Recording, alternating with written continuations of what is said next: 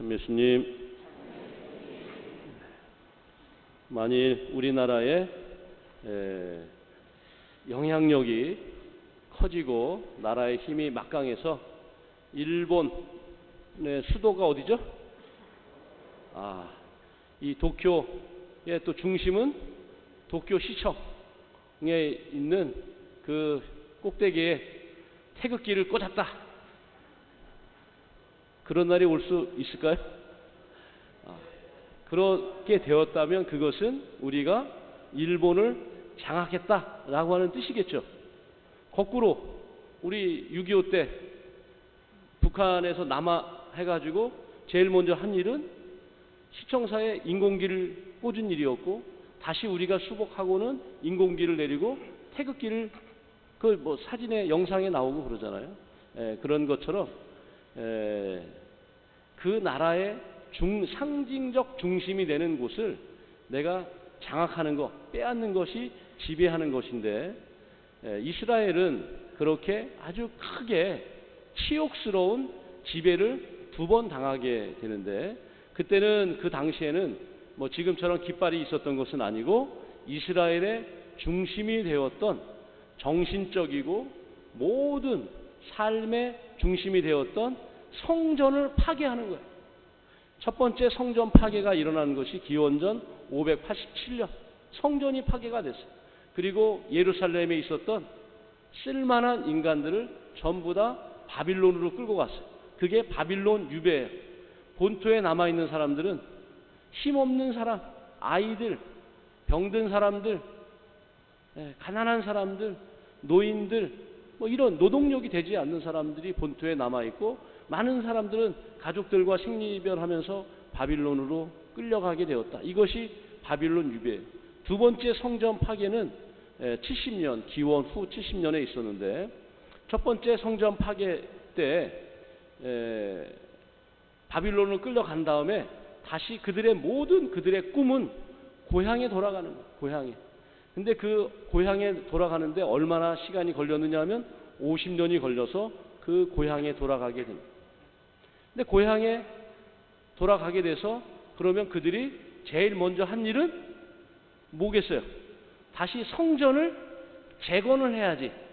그 성전에 우리 야훼 하느님을 모시고 우리가 예배를 드리고, 그 모세로부터 남겨진 그 율법서, 모세 오경, 창세기, 탈출기, 신명기, 레위기, 민수기, 이런 그 성경을 읽으면서 야훼 하느님께서 우리 조상 대대로 아브라함의 하느님, 이삭의 하느님, 야곱의 하느님을 찬양하고 노래하면서 살아야 되는데, 그 성전을 재건하려고 하는데 이게 만만치가 않은 거예요.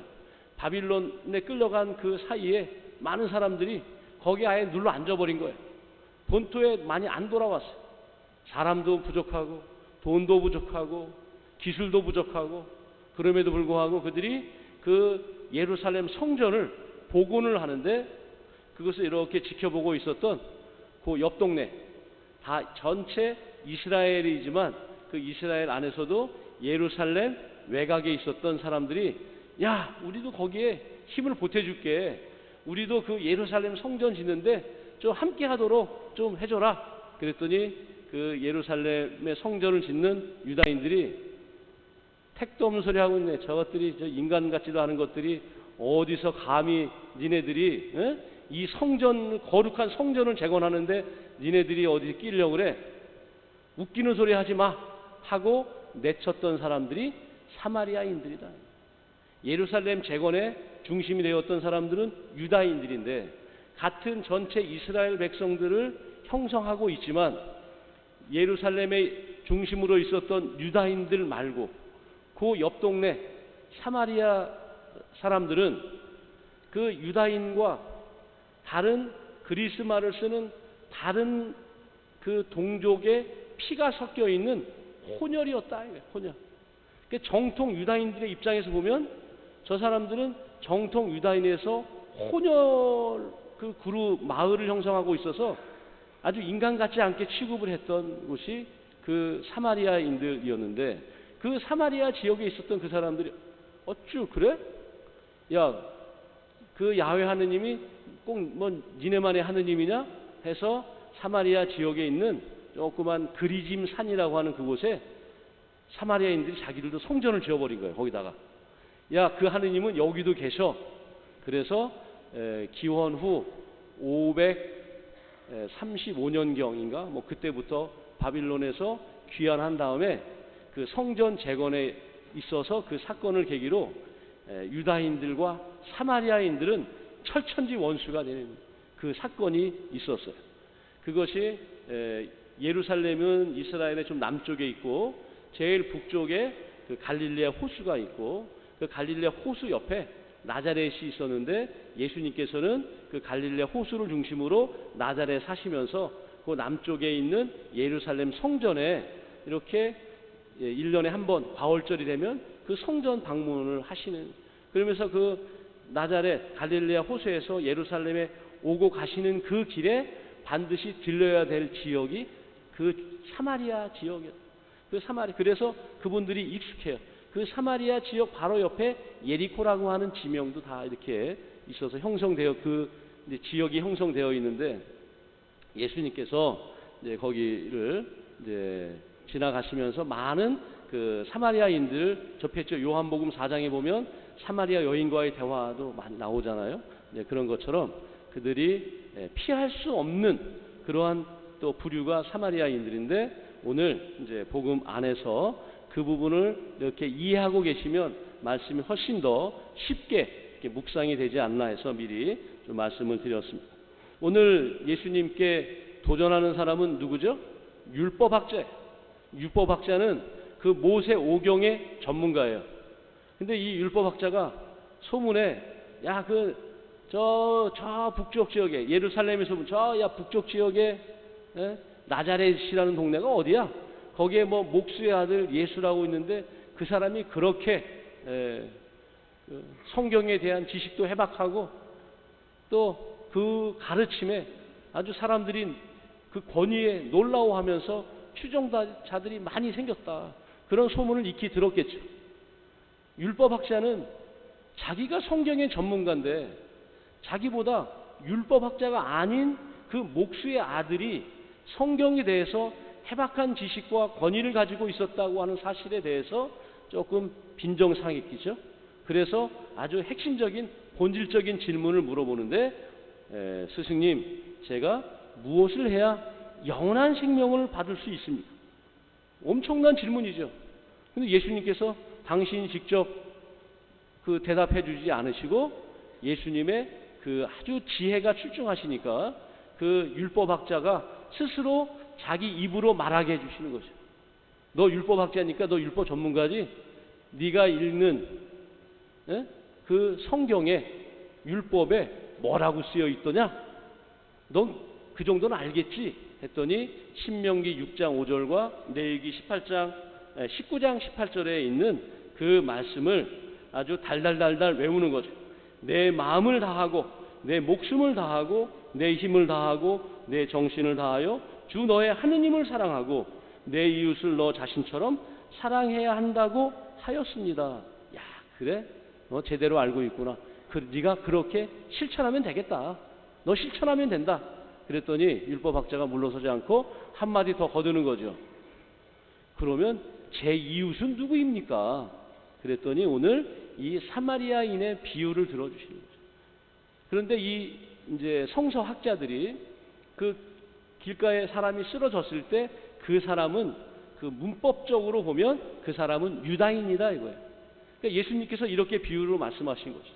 자, 이 길거리에 지금 유다인이 쓰러져 있는데 그 지나가다가 사제가 그것을 보고 돌아갔어. 사제는 유다인이다. 그죠? 그 다음에 레위인이 보고 또 지나갔어. 레위인도 유다인이잖아요. 야곱의 12지파 아들. 레위도 도망갔어요. 레위인도.